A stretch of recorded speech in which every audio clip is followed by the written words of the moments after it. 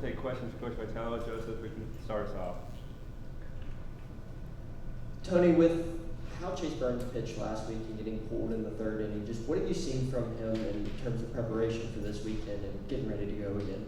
I think he was antsy to get back into his routine, maybe a little bit more because you got kind of more time there and he feels more fresh. So whether you know it or not at the time, because I have been around some of those guys. I mean, coached or been on teams where big leaguers didn't get out of the first inning, future big leaguers at the time. So it's kind of cost of doing business when you go out there every week and compete. You may or may not be at your best. And who knows? I mean, he might have been able to do something that Doe did the next day where it didn't quite look that great at the beginning. And then at the end of the day, it was a great day for Doe. And Burnsy's fully capable of that, but we just kind of went with our gut. And in the end, again, I think it can help Chase out a little bit as he's a little more fresh either for this weekend or just in general at the end of the year. Well, Mike, then Ben, and Ryan.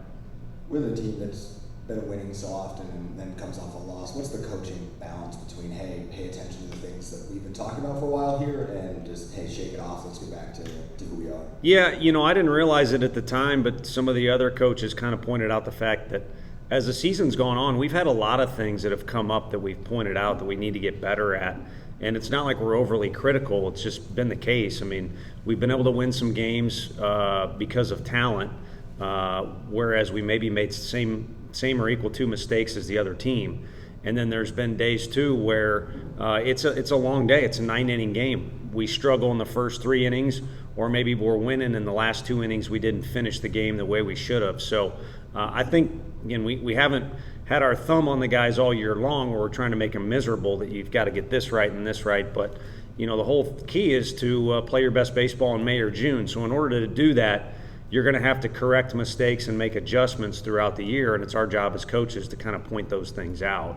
And then, of course, you come back after a Tuesday and you have practice on Wednesday. It's probably a little bit different vibe if you don't win the game. I don't think anyone was, down or anything like that, but you maybe got a little more determination, a little more burning desire to get back out there on the field.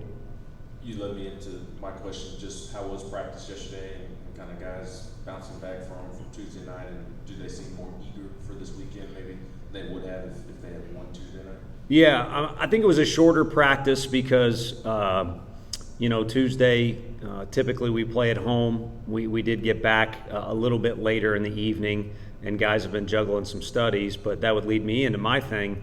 It was a happy practice because they do not have class today or Friday. So I don't know that it was quite spring break worthy giddiness, but there was certainly some energy in the air, and I think excitement for another SEC weekend coming around, while at the same time not having to managing studies, even though they're in study hall right now, not having to go to class on Thursday and Friday. But I feel it was productive. We got everything we needed to get done, but we did shrink it a little bit just because we had the bus trip, that way 30 minutes, and then a little bit later night after the game.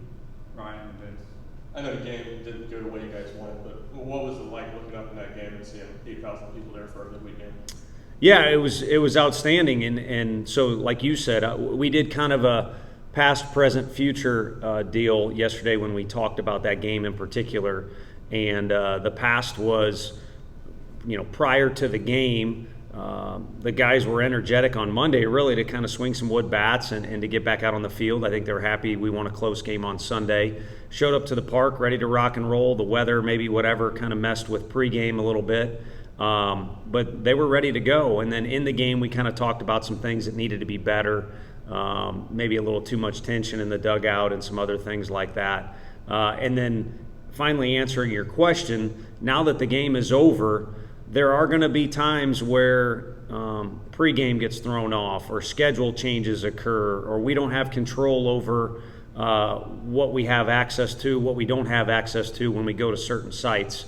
And then same thing, looking up and seeing 8,000 people or a big crowd or it being a different setting than we're used to at Lindsey Nelson Stadium, or even, just kind of more of a pro park vibe. It's going to prepare you for Hoover. Obviously, we're locked into several more non-conference and a ton more SEC play, but the whole goal is to get to Hoover, and then if you get to Hoover, there's baseball hopefully after that, And I think that environment was very similar to what we'll see in Hoover. We had a ton of SEC fans down there last year, or I'm sorry, Tennessee fans down there last year. I don't know that we can take over the stadium in Hoover quite like we did at Smokies Park, but I'd be all for it if we could. Tony, take us to the catching position. Charlie came in for Evan during the game, and then in that pinch hitting situation, then Jared hit for Charlie and then caught the ninth. Take us through what that position looks like right now. Sure. Jared hadn't caught or played defense at all because of the injury for quite some time. I think this will be the first weekend where he's really available to play defense. Conversation between he and I earlier in that day was, hey, if we need you in a pinch to catch, can you? And whether I should tell you this or not, Evan Russell basically played in that game because he was dying to play in that game. The plan was to play Charlie, and so we said we'd give him a start. But also, he and Blade Tidwell have not hooked up that often. So that was the other, rationale between giving him a few innings early in the game. But that was originally Charlie's game. We owe him some innings after that. Defensively, he's as good as anyone on this campus. And I think he's it's hard to compare guys. Alabama's got a good catcher. How do you really compare? But he's an SEC high-level defensive catcher. The offense, we ended up pinch hitting for him in that situation to go left versus right, but also just because Jared's, been so effective for us and he has a lot more experience than Chuck offensively. Chuck's injury interfered a little bit with that. How we've used him has caused him to have a low number of at-bats, but we gave him a look at a pitcher who needed some work yesterday, and he hit a home run, and he hit a ball that went off the fence, too. So he's as capable, I think, as old Russ Dog and Jared, once he gets the proper amount of repetitions, and those will come in due time. Wes, Ben, and Ryan.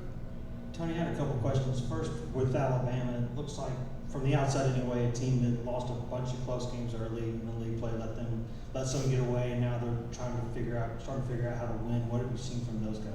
Yeah, really good pitching. Coach Bohannon has usually got, a pretty good approach to how he's going to put together the roster.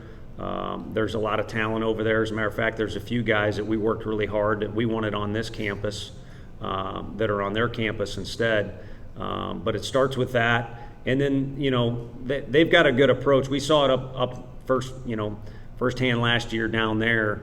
They're going to play the game the right way, and they're not going to do anything too crazy in one direction or the other. And it seems this team, because you got to kind of go by what you got on the roster, while they've got a lot of talented bats, including a lot of left-handed hitters, the pitching has kind of taken over and become the core of what they've got going on. And I think I don't want to speak for them, and I've looked at it a little bit, but I think probably as they've solidified who's their Friday guy and then who comes in this role and this role and that role, that's probably helped him win some of those tight games, as well as just any other team. As you start to win, you learn how to win. And, it's a winning program that'll be coming in here on a hot streak, and so it should make for a good matchup. And then lastly, was Seth anything new there with Albertson? No, just playing catch. And I think this weekend, before you go into Friday's game, you have to declare who the active guys are and who is not. So there'll be no trickery with Alabama. He's either going to be on there or he will not be. But this would be the first weekend where it's a possibility. And I know he's antsy and as frustrated as anybody. Our doctors have been really good about consistently giving him checkups to see how that fracture has healed up. And again, I'm anxious to see him out there, but no one's more anxious to pitch than that kid. So hopefully things go quicker than slower for him, but we also want to do anything crazy to jeopardize a future that I think certainly involves pro ball. Where would you assess what Camden is right now? It seems like he's kind of been up and down throughout conference play so far. Yeah, I thought he came off, he gave us a chance to win the game the other night. He came off a really good outing. I think he feels at times he's caught some bad breaks, which is true. If you actually break down the video and look at the things, you could argue, hey, if we're positioning the guy one step to the left or the guy hits it one step to the left or right, a couple outings are different. But he's kind of got to live with the deal that Redmond Walsh and Sean Hunley have had to live with. If we're going to throw him in the mix where it's kind of make or break points in the game, there's going to be several times where it doesn't work out. And then when it does work out in certain situations, I don't know if you'd use the word hero, but he's kind of the man of the moment. And so, I know he would kill to start. but if you're not going to start, I can't imagine as a pitcher, if you're a true competitor, wanting the ball in any other situation, basically when the money's on the line. So I think some consistency could improve. Other than that, I'm going off how he went last time out. It was pretty dang good. And so we'll give him the ball in a crucial situation at this point in the weekend. And, I can't speak for him, but maybe his routines or maybe my routines. I mean, Frank, of course, assists on when we use guys. But at times we've asked him to do a lot. And I think now with Blade kind of emerging as another right-handed arm for us in the bullpen, it helps us kind of strategize a little bit better in Cam's favor to set him up for success. Ryan, you touched on it a minute ago, but Bohannon got to Alabama at the same time you got here. Just how have you seen that program change the most since he's been there?